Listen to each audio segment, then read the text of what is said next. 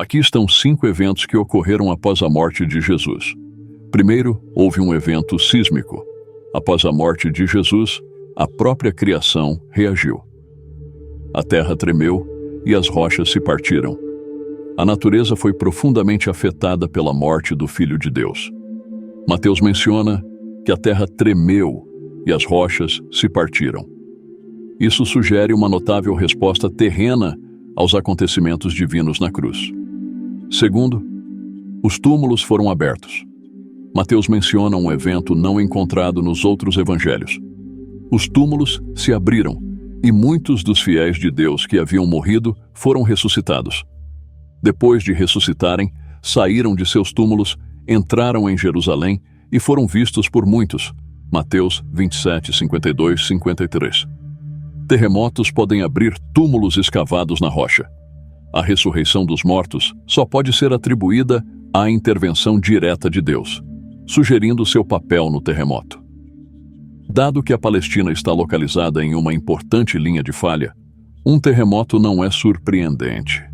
No entanto, os terremotos que abriram os túmulos destacam a importância da crucificação de Jesus. Outro terremoto logo anunciaria um evento ainda mais significativo: a ressurreição de Jesus.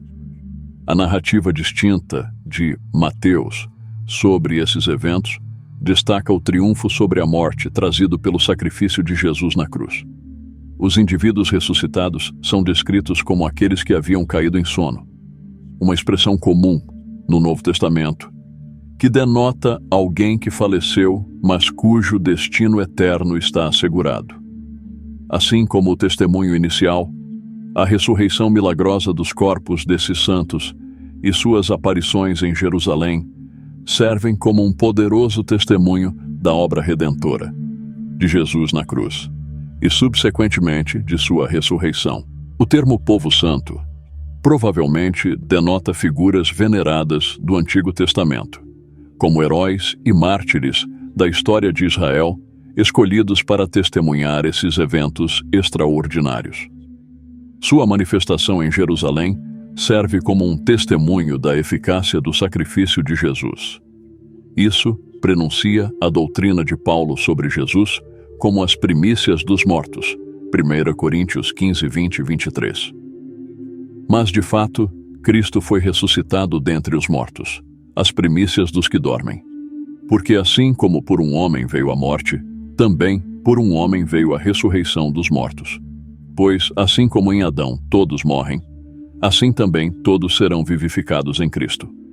Cada um, porém, na sua própria ordem. Cristo as primícias, depois os que são de Cristo na sua vinda. A morte entrou no mundo por um homem, e da mesma forma, a ressurreição dos mortos veio por um homem. Assim como todos morrem em Adão, também todos serão vivificados em Cristo.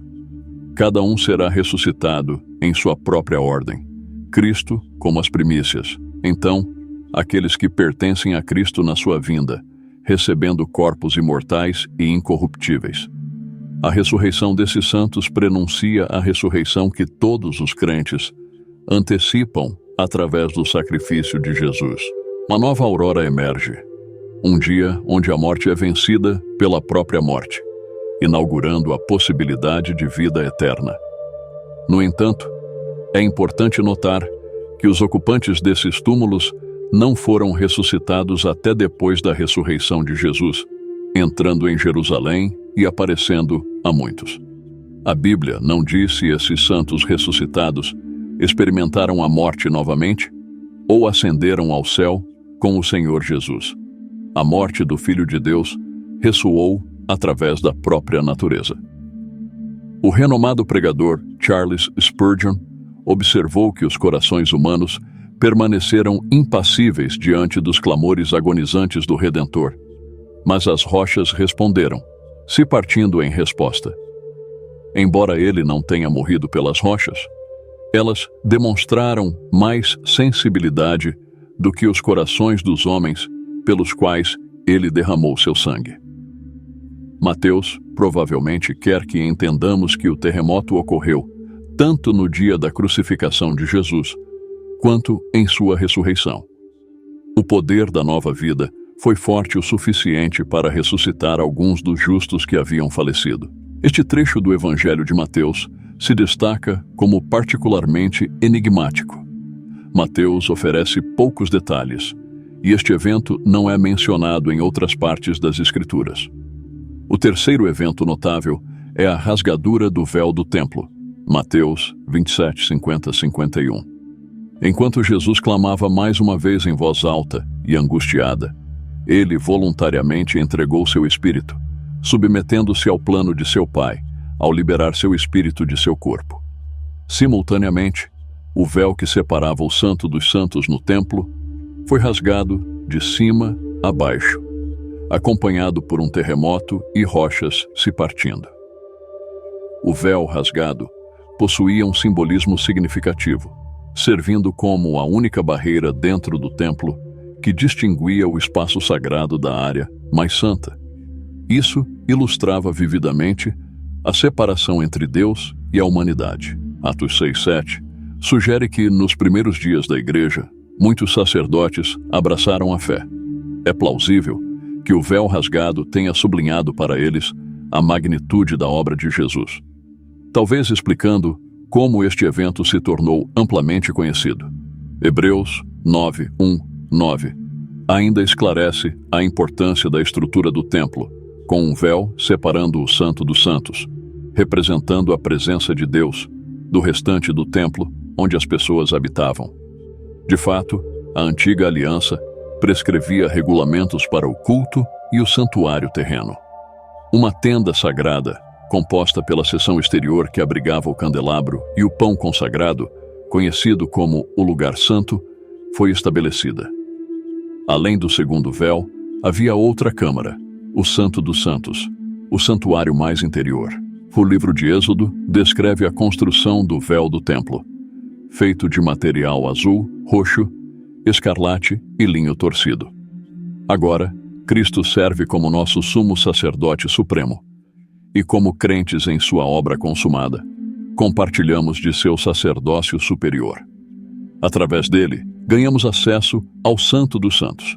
Hebreus 10, 19 e 20 afirma: Tendo, pois, irmãos, intrepidez para entrar no santuário, pelo sangue de Jesus, pelo novo e vivo caminho que ele nos consagrou, pelo véu, isto é, pela sua carne. Refletindo sobre isso, concebemos uma imagem do corpo de Jesus rasgado por nós, espelhando a rasgadura do véu do templo. Hebreus explora profundamente as implicações profundas deste evento, proporcionando uma exploração esclarecedora. A presença do véu do templo servia como um lembrete contínuo de que o pecado torna os humanos indignos de estar na presença de Deus. A apresentação anual da oferta pelo pecado, distinta da multidão de sacrifícios diários, ilustrava claramente que o pecado não poderia ser totalmente expiado ou abolido através de simples sacrifícios de animais. Através do sacrifício de Jesus Cristo na cruz, as barreiras que dividiam Deus e a humanidade foram desfeitas, concedendo-nos a capacidade de nos aproximar de Deus, com segurança e coragem. Hebreus 4, 14 e 16 declara: Tendo, pois, um grande sumo sacerdote, Jesus, o Filho de Deus, que penetrou nos céus, retenhamos firmemente a nossa confissão.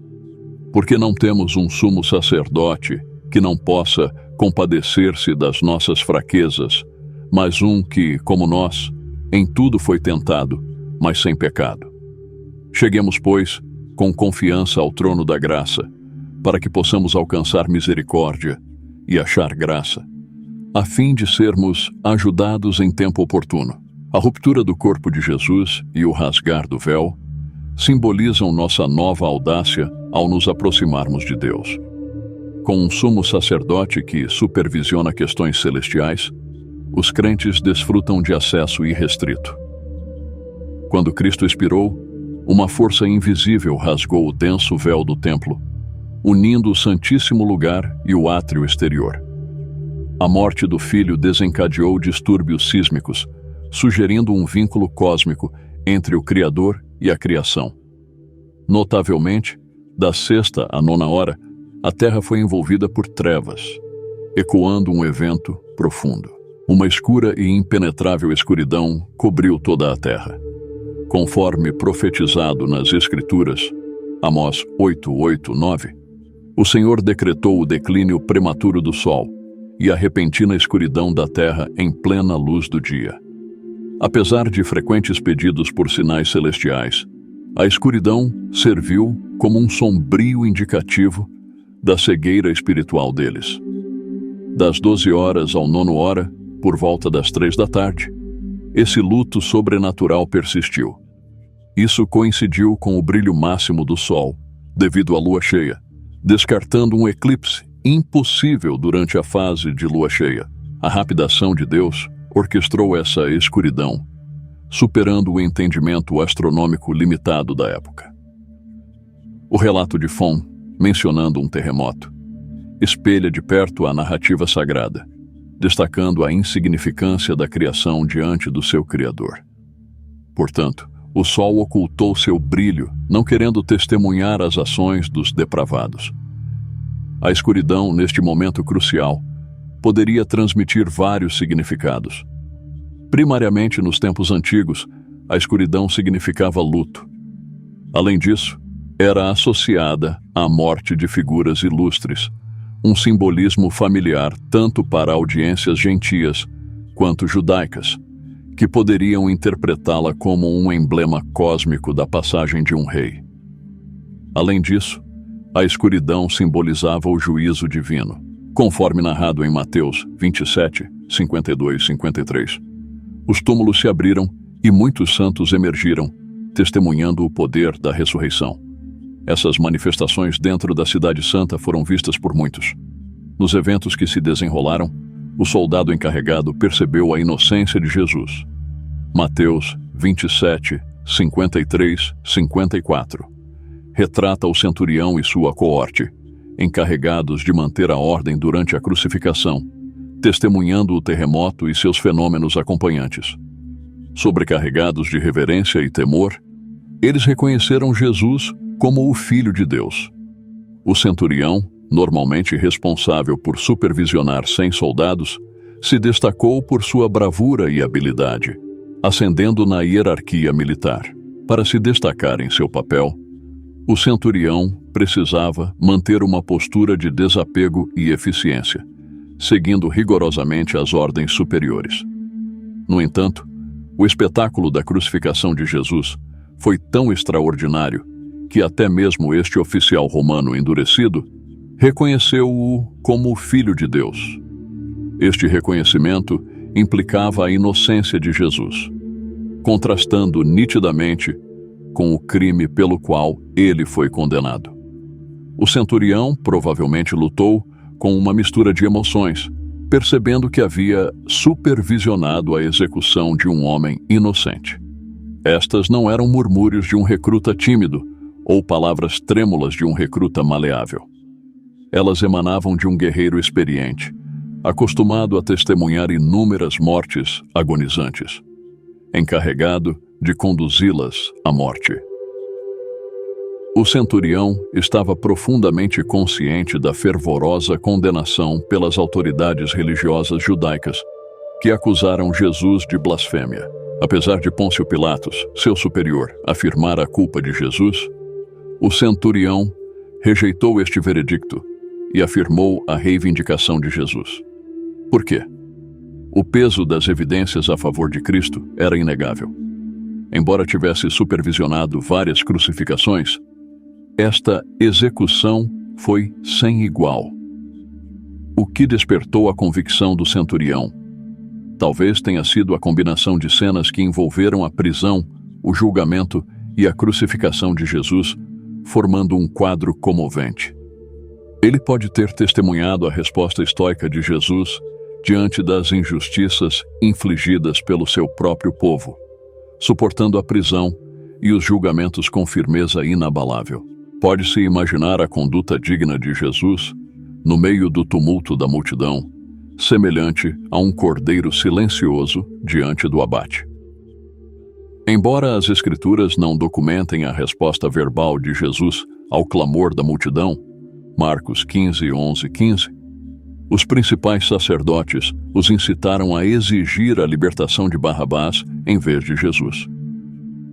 Pilatos, questionando sobre o destino do homem que chamavam de Rei dos Judeus, ouve o grito retumbante: crucifica-o! Perplexo com o fervor deles, Pilatos questiona a culpa de Jesus, mas o clamor da multidão se torna mais alto: crucifica-o! Cedendo às demandas da multidão, Pilatos liberta Barrabás e condena Jesus a ser açoitado e crucificado. Sua preocupação não era por absolvição pessoal, mas pela redenção deles. A magnanimidade de Jesus se estendeu até mesmo àqueles que o rejeitaram e o crucificaram, incluindo o centurião. Sua súplica: Pai, perdoa-lhes, pois não sabem o que fazem. Lucas 23:34. Ressoou enquanto os soldados lançavam sortes por suas vestes e os espectadores, tanto governantes quanto pessoas comuns, zombavam dele. A zombaria era abundante enquanto eles debochavam: se és verdadeiramente o Messias, salva-te a ti mesmo. Os soldados, em sua crueldade, ofereceram-lhe vinagre, zombando. Salva-te, Rei dos Judeus! Acima dele, uma inscrição proclamava: Este é o Rei dos Judeus. Em meio ao caos, um dos criminosos ao seu lado o insultava. Mas Jesus permaneceu firme, preocupado não com sua própria libertação, mas com a absolvição deles. Esta cena comovente se desdobrou enquanto eles jogavam dados por suas posses, cumprindo a profecia. Mateus 27, 35, 36. E depois de o crucificarem, repartiram entre si as suas vestes, lançando sortes. Sentados ali, eles mantiveram vigília, guardando contra qualquer tentativa de resgate. Se os eventos anteriores ainda não o tivessem convencido, o centurião testemunhou outro fenômeno extraordinário: a resposta da natureza. Os eventos dramáticos das últimas horas de Cristo deixaram o centurião profundamente abalado, nunca tendo visto nada parecido antes.